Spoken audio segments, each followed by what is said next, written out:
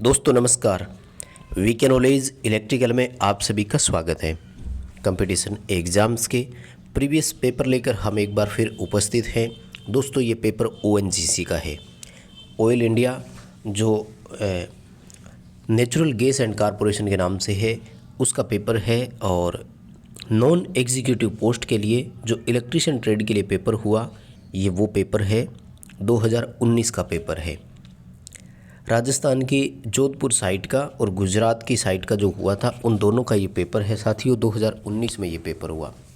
Electrician trade से संबंधित इसमें 25 क्वेश्चन आए थे और आज की इस वीडियो में हम उसी क्वेश्चन का विश्लेषण करने वाले हैं।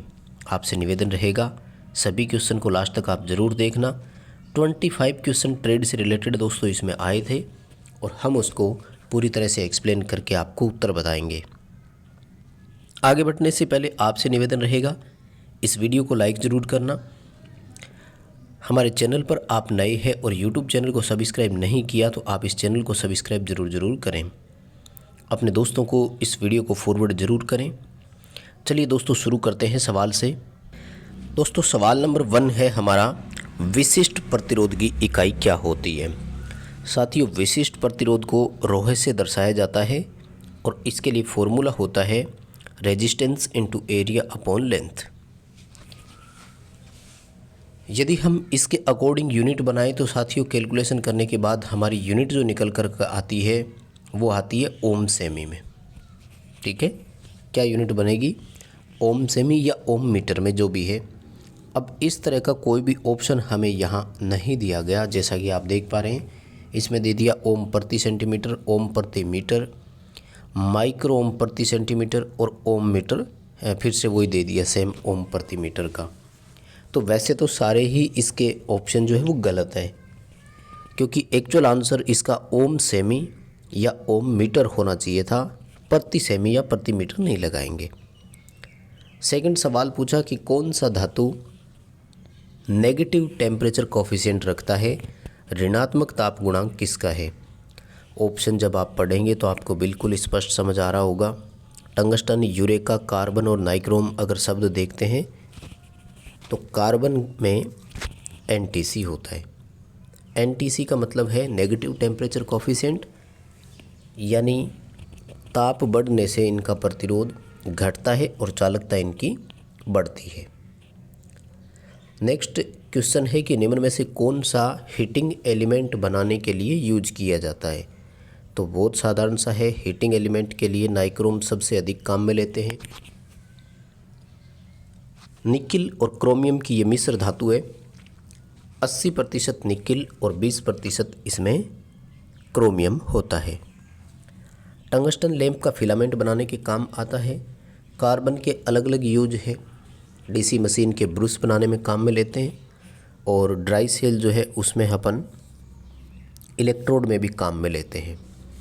कॉपर का यूज काफ़ी है। वाइंडिंग वायर में सर्वाधिक कॉपर का उपयोग हम करते हैं। नेक्स्ट हमारा सवाल है, निम्न में से कौन सा चालक नहीं है। Which of the following is not a conductor. और जब ऑप्शन हम देखते हैं तो पोर्सलिन का ऑप्शन हमारे सामने है।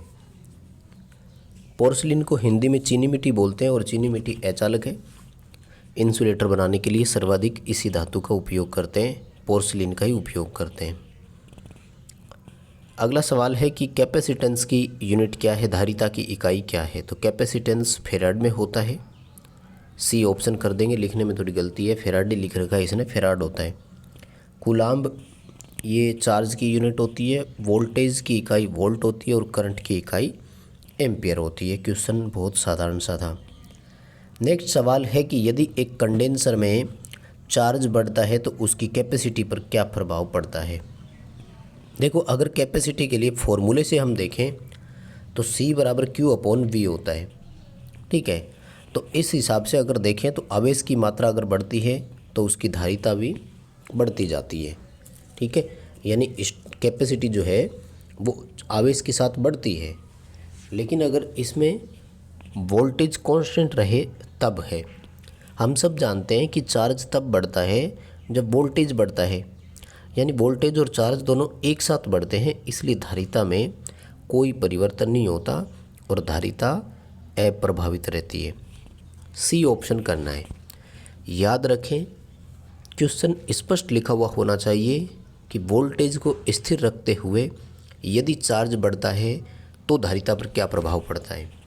यहाँ इन्होंने इतना कहा है कि आवेश बढ़ रहा है, तो हम सब जानते हैं कि कैपेसिटर का जो चार्ज होता है वो अप्लाइड वोल्टेज के प्रोपोर्शनल होता है, लगाए गए वोल्टेज के समानुपाती है। यानी आवेश के मान में वृद्धि तभी होगी जब आरोपित वोल्टेज के मान में वृद्धि होती है। सो धारिता जो है वो अप्रभावित रहेगी। नेक्स्ट हमारा क्वेश्चन है कि इलेक्ट्रोमैग्नेटिक ट्रेन में किस सिद्धांत का उपयोग होता है। इलेक्ट्रोमैग्नेटिक ट्रेन जो होती है वो मैग्नेटिक अट्रैक्शन और रिपल्सन यानी आकर्षण और प्रतिकर्षण के सिद्धांत पर चलती है। ए ऑप्शन यहाँ सही हो जाएगा।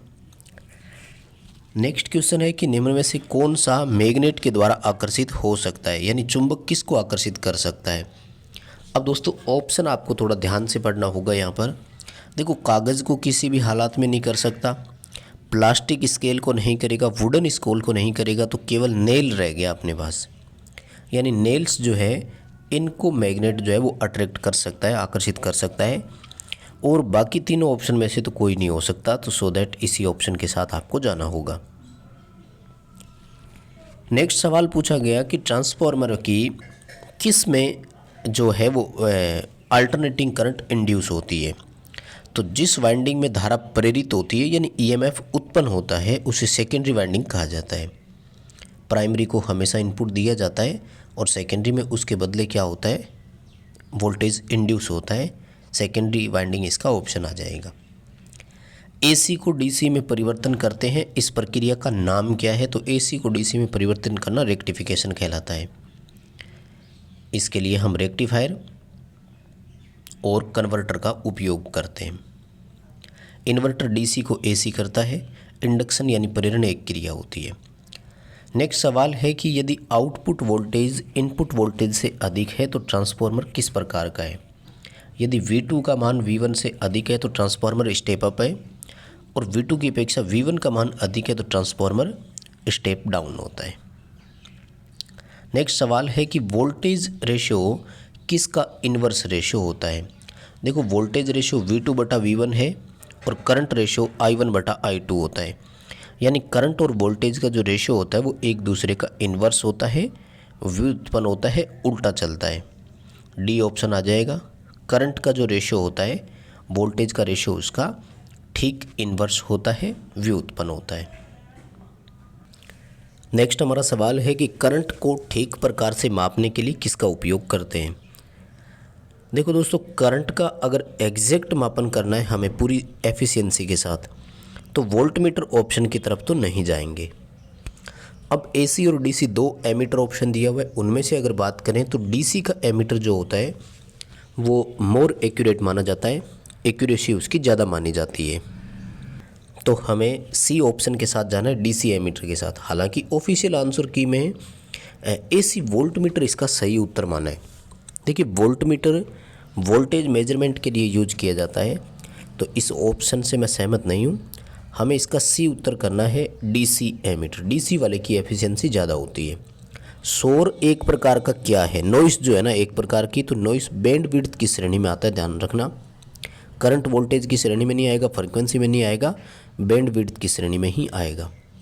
किसी भी सिस्टम में इनपुट इम्पीडेंस किस बात पर निर्भर करेगा। इनपुट इम्पीडेंस इस बात पर निर्भर करता है कि उसकी कैपेसिटेंस कितनी है, धारिता कितनी है। फॉर एग्जांपल, किसी भी इलेक्ट्रॉनिक डिवाइस में जंक्शन कैपेसिटेंस पर डिपेंड करेगा। नेक्स्ट सवाल है, इलेक्ट्रिक आयरन की रेटिंग किस में होती है। तो इलेक्ट्रिक आयरन प्रेस को बोलते हैं और प्रेस वाट या किलोवाट रेटिंग में होती है। विद्युत घंटी में किस प्रकार का मैग्नेट है। तो उसमें इलेक्ट्रोमैग्नेट होता है, विद्युत चुंबक बनता है। हालांकि विद्युत चुंबक को हम टेम्परेरी मैग्नेट भी बोलते हैं। तो ऑप्शन वैसे कन्फ्यूजन वाला है क्योंकि आपको टेम्परेरी मैग्नेट ऑप्शन नहीं देना चाहिए था, लेकिन इस तरह के दो ऑप्शन जब भी हो तो आपको क्या करना है, इलेक्ट्रोमैग्नेट ऑप्शन के साथ ही जाना है। और नेक्स्ट सवाल पूछा कि आईडीएमटी रिले पूरा नाम होता है inverse definite minimum time relay, यानी ये डेफिनेटली उस मिनिमम समय में क्या करेगी कि हमें प्रोटेक्ट कर देगी। तो ये बाहरी शॉर्ट सर्किट और ओवरलोड से बचाव के लिए होती है। दिए गए समय में ये उस सिस्टम को ट्रिप करवा देती है। पूरा नाम inverse definite minimum time relay होता है पूरा नाम इसका। ट्रांसमिशन लाइन में कैपेसिटर सीरीज में लगाने का उद्देश्य क्या है? सीरीज में लगता है तो ये सीरीज रिएक्टर की भांति यानी वोल्टेज ड्रॉप को पूरा करने के काम में आता है, और पैरेलल में लगता है तो पावर फैक्टर सुधारने के काम आता है।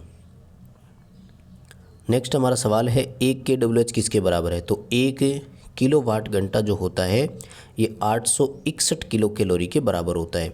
और ये तो मैंने आपको कई बार करवाया है पहले भी। आपको क्या करना है कि 1 kWh से जूल बनाने हैं। तो 1 kWh में सबसे पहले आपको वाट सेकंड बनाना है, किलोवाट घंटे से वाट सेकंड बनाना है, और वाट सेकंड और जूल बराबर होते हैं। फिर जूल में 4.18 नियतांक का भाग देकर कैलोरी बनाना है, उसमें 1000 का भाग देकर किलो कैलोरी बनाना है। आप कैलकुलेशन करके उत्तर का मिलान करना, 860 किलो कैलोरी उत्तर ही आएगा। पहले आपने कई बार किया है। सूर्य की ऊर्जा का सोर्स किस प्रकार का है? दोस्तों न्यूक्लियर में जो ऊर्जा हमें मिलती है वो दो तरह की होती है। एक न्यूक्लियर फिशन होती है, एक न्यूक्लियर फ्यूजन होती है। यानी एक नाभिकीय विखंडन होता है, एक नाभिकीय संलयन होता है। तो हम जो ये यूरेनियम थोरियम ये जो लेते हैं ये तो होता है न्यूक्लियर फिजन यानी विखंडन, और न्यूक्लियर फ्यूजन जो होता है इसको नाभिकीय संलयन बोलते हैं, जो सूरज से हमें मिलती है। सी उत्तर इसका बिल्कुल सही हो जाएगा।